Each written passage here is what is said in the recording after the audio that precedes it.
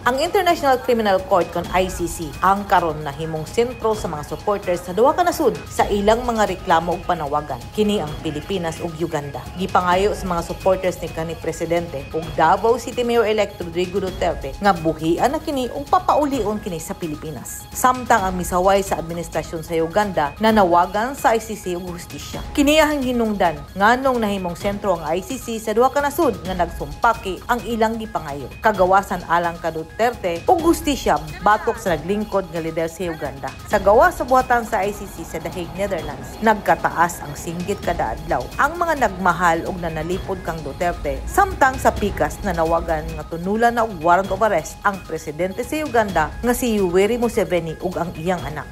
Bisan pa siyang pagkabilanggo sa Sibeniguin Prison ubos sa kustudiya sa ICC, nanawagan ang mga supporters ug nagmahal ni Duterte nga ibalik na kini sa Pilipinas. Niadtong Mayo 12, midagan ug midawog si Duterte isip mayor sa Davao City batok sa iyang pag-umangkon nga si Carlo Alexis Nograles sa usa ka makasaysayanong paglampor na sa politika. Si Duterte nakakuha og 662,630 ka boto, samtang si Nograles nakadawat lang og 80,852 ug adunay margin nga 580,000 ka boto. Ang resulta dili lang senyales sa dili matarong nga pagkupot ni Duterte sa Davao City, apan senyales usab sa iyang malungtarong pagkapopular bisan pa nga nagatubang kini og usa ka international nga legal nga proseso. Ang politika nung kadaugan nga nakabot samtang anaa sa prisuhan nagsilbi nga simbolo nga nagpahayag pag-usab sa pagdomina sa mga Duterte sa iyang baluarte ug nahimong lanog nga mensahe sa tibuok Pilipinas samtang nagtanaw sa 2025 midterm elections.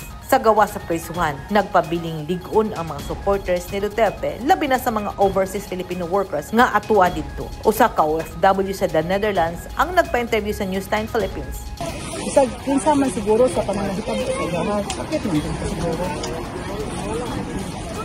Have you cried when they cried here? Of course, everybody cried. It's not only me, but everybody. That's why I don't want to watch all the film in the Philippines. Ang OFW padayong nagdala og merienda ug kape alang sa mga tigpaliw sa 80 anyos nga lider, nagdala og pagkaon gawa sa prisuhan. Naghulagway sa iyang aksyon nga usa ka personal nga misyon sa panaghiusa. Sukwahi niini ang mga mikage o refugees gikan sa Uganda nga naghangyo sa ICC nga mulihok na. Ang grupo sa taga-Uganda pipila lang ka metros ang gilayon gikan sa kampo sa mga Duterte supporters. Usa ka grupo sa Ugandan refugees ang naghimo sa ilang kaugalingong protesta apan adunay lahi nga hangyo. Giawhag niini ang ICC nga mag-issue na og warrant of arrest batok sa ilang presidente nga si Yoweri Museveni ug sa iyang anak ug giakusahan sila sa grabing paglapas sa tawhanong katungod, extrajudicial killings ug cross-border military aggression. Si Stewart, usa ka lider nga batanon sa Uganda, ang nanguna sa protesta ug miatubang sa Newstime Philippines.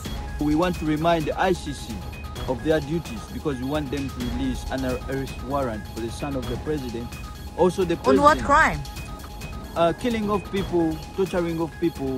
Crime against humanity? Yes, humanity. Yes, it should be humanity because they have invaded countries like Congo, Somalia, neighboring countries, Sudan.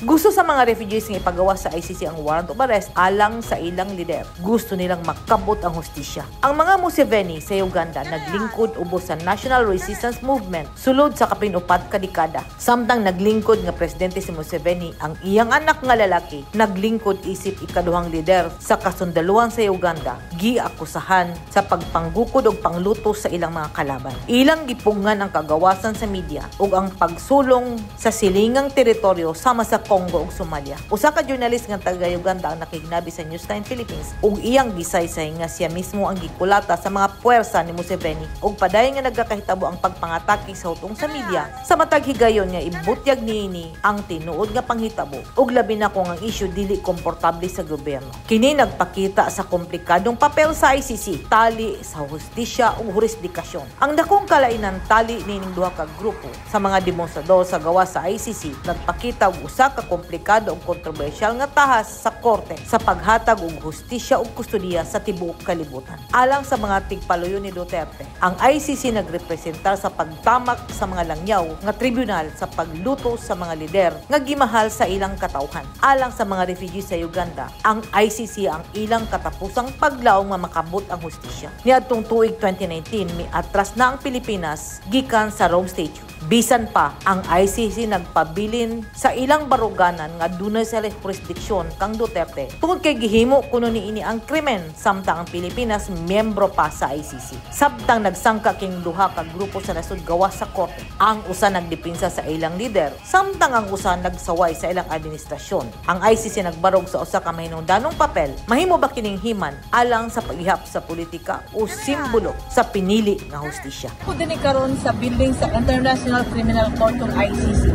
dinhi sa The Hague, Netherlands. Ipatuyok ko sa sulod sa building, ipakita sa ko ang courtroom kung sa itaral ang mga kaso sa mga respondents sa kaso nga ipasaka sa International Criminal Court. Pagsulod na mo, i-explain sa mo kung nganong dili pwede ang camera because dakang sensitibo nga mga butang sa sulod. Usa lang ang akong nakita, ug akong napansin. Sa mga flag sa ICC, wala na ang flag sa Republika sa Pilipinas. Bot pasabot, dili na miyembro ang Pilipinas sa International Criminal Court. Gikan din sa The Hague, Netherlands, Edith Caroline, Philippines. Stay safe!